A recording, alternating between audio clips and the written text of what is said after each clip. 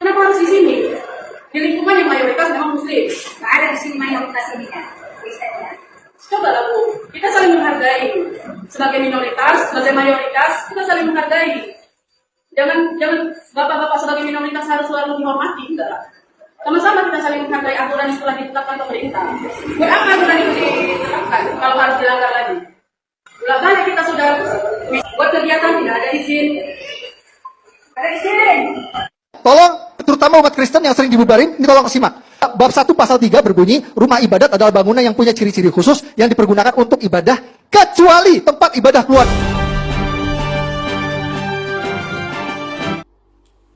Ya, shalom teman-teman, puji Tuhan kita berjumpa lagi dalam video kali ini. Lagi-lagi teman-teman, saya ucapkan terima kasih kepada setiap teman-temanku yang sudah setia mendukung kami dan mendoakan kami dalam channel ini. Kiranya Tuhan membalaskannya kepada setiap kita, dan saya juga percaya dimanapun kita berada, kita terus ada dalam keadaan bentengan dan darah Yesus yang melindungi setiap kita. Dan teman-teman, kali ini saya akan membahas kepada kita di mana ada terus-terus terjadi kepada orang Kristen, di mana perbuatan-perbuatan orang muslim ini, mereka melarang umat Kristen untuk beribadah. Bahkan bukan 1-2 video yang saya tonton, bahkan saya saksikan seperti itu teman-teman. Ini mari kita lihat buktinya bagaimana mereka melarang bersikeras untuk membuat umat Kristen ini jatuh imannya, dan untuk membuat orang Kristen ini untuk tidak beribadah kepada Tuhan.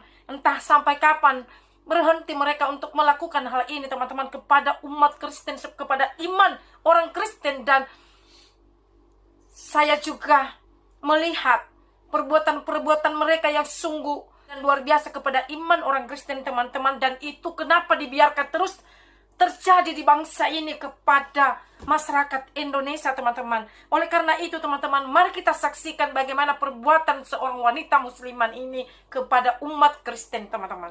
Mari kita saksikan bersama-sama. Kenapa harus di sini? Di lingkungan yang mayoritas memang muslim. Nggak ada di sini mayoritas ini kan, Kristennya. Coba lah Bu, kita saling menghargai. Sebagai minoritas, sebagai mayoritas, kita saling menghargai. Jangan bapak-bapak sebagai minoritas harus selalu dihormati, enggak. Sama-sama kita saling menghargai aturan yang telah ditetapkan pemerintah. Buat apa aturan itu ditetapkan kalau harus dilanggar lagi? Balik kita sudah mediasi, tapi tidak titik temu, sudah disediakan, sudah difasilitasi, tapi tidak bisa dilaksanakan. Kita masyarakat capek loh. Buat kegiatan tidak ada izin. Ada izin. Tolong, terutama umat Kristen yang sering dibubarin, ini tolong simak. Bab 1 pasal 3 berbunyi, rumah ibadat adalah bangunan yang punya ciri-ciri khusus yang dipergunakan untuk ibadah, kecuali tempat ibadah keluarga. Rumah ibadat keluarga itu tidak perlu pakai izin. Apa yang dimaksud rumah ibadat keluarga? Yang dimaksud rumah ibadat keluarga, kalau di Islam itu namanya musola, kalau di Kristen itu namanya rumah doa. Ya, jadi untuk kita umat Islam, kalau kita mau bikin musola di rumah atau bikin musola di ruko, perlu pakai izin nggak? Tidak perlu.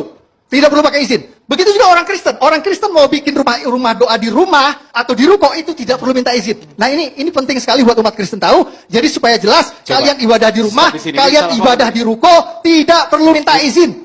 Itu menurut SKB 2 Menteri. Ya. Nah, itu dia teman-teman, kita sudah menyaksikan bersama bagaimana alasannya. Pertama-tama alasannya teman-teman saling menghargai. Mayoritas artinya Kristen dan Islam saling menghargai. Saling menghargai, tapi dia datang untuk membubarkan umat Kristen untuk beribadah. Sampai kapan hal ini terjadi? Sampai kapan mereka berhenti berbuat seperti ini teman-teman? Di manakah hukum di negara Indonesia ini agar adil kepada umat Kristen? Ya, dan ini memang harus dihentikan, dan banyak lagi penghinaan-penghinaan yang mereka lakukan. Ya, baru-baru ini saya bahas dalam channel ini juga teman-teman ya, bagaimana seorang wanita menghina Tuhan Yesus, diolok-olok Yesus, bahkan pokoknya macam-macam perbuatannya terhadap Tuhan Yesus. Dan mereka memang tidak segan-segan. Tetapi dengan perbuatan mereka seperti itu teman-teman, itu akan menyakiti hati orang Kristen. Nah, jadi itulah teman-teman, perbuatan mereka yang selalu mereka tampilkan dan selalu mereka lakukan kepada iman orang Kristen. Bukan hanya satu orang saja. Ya, penutupan gereja baru-baru ini di Batam juga, ya, dirusak mereka di dindingnya. Ya, sampai kapan ini berhenti kepada umat Kristen di Indonesia teman-teman? Kalau tidak ditegaskan sama mereka, ya, coba ya. Kalau ini terjadi kepada umat muslim, Coba kalau orang Kristen yang melakukan ini kepada mereka, mungkin sudah dipenjarakan, mungkin sudah didemo, mungkin sudah dipukul ya, dan lain sebagainya. Ya, tak mungkin mereka terima seperti itu. Nah, tetapi kenapa kalau mereka yang berbuat kepada orang Kristen, kenapa tidak ditegaskan? Kenapa tidak diproses mereka secara hukum? Itu yang menjadi pertanyaan-pertanyaan di hati kita sebagai umat percaya. Ya. Dan kita berdoa, semoga ada keadilan di bangsa ini tentang ini, teman-teman. Semoga berhenti hal ini terjadi di bangsa ini.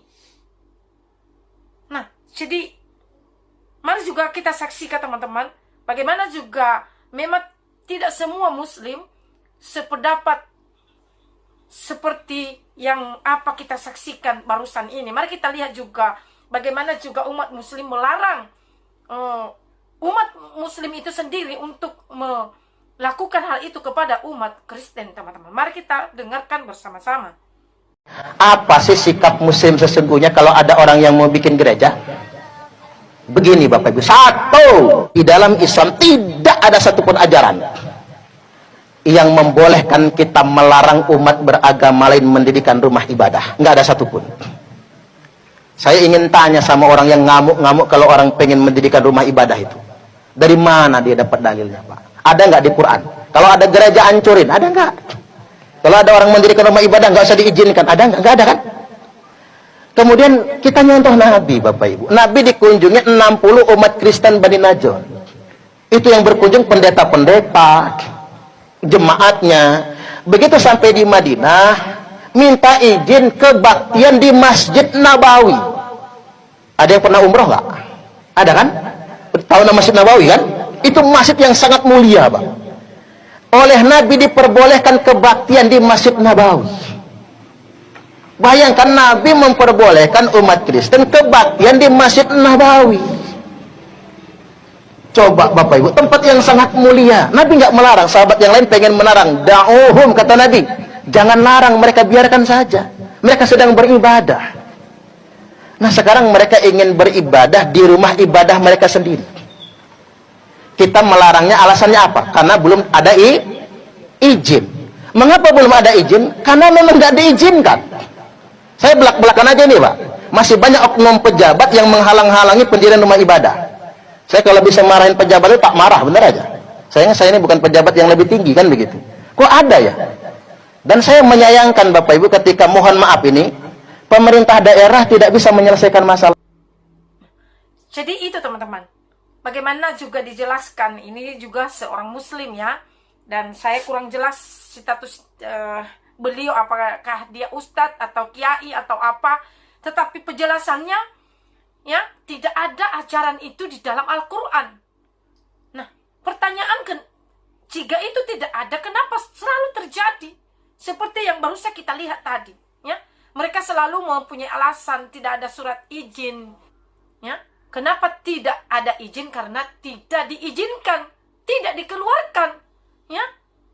Jadi inilah penyebabnya kenapa umat Muslim begitu terus kepada orang Kristen ya.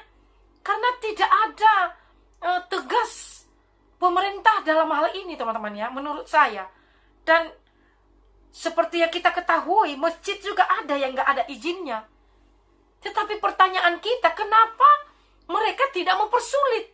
Kenapa hanya umat Kristen yang dipersulit? Ya, alasannya apa untuk membubarkan orang ini? Bukan di rumah dia, bukan di rumah keluarga dia. Kalau seperti itu seandainya terjadi, wajar dia marah. Hak dia itu di rumah dia. Kalau dia pergi marah di rumah, contohnya saya buat ibadat di rumah saya, terus tetangga saya umat Muslim, dia datang marah dengan alasan menghargai.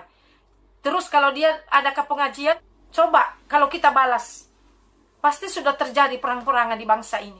Tetapi kita berdoa jangan sampai terjadi hal itu.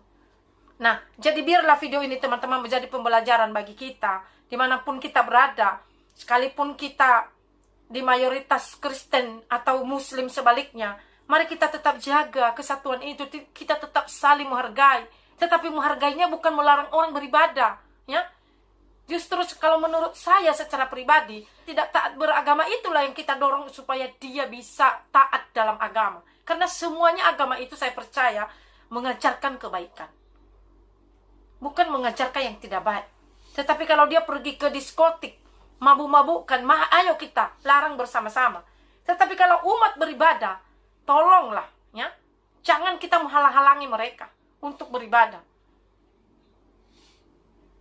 Jadi itu aja teman-teman yang saya bisa bahas dalam video kali ini. Semoga video ini dapat membuka pikiran kita dan semoga juga tidak terjadi terulang-ulang lagi kepada umat Kristen hal yang sama seperti ini. Tuhan Yesus memberkati kita semuanya. Shalom.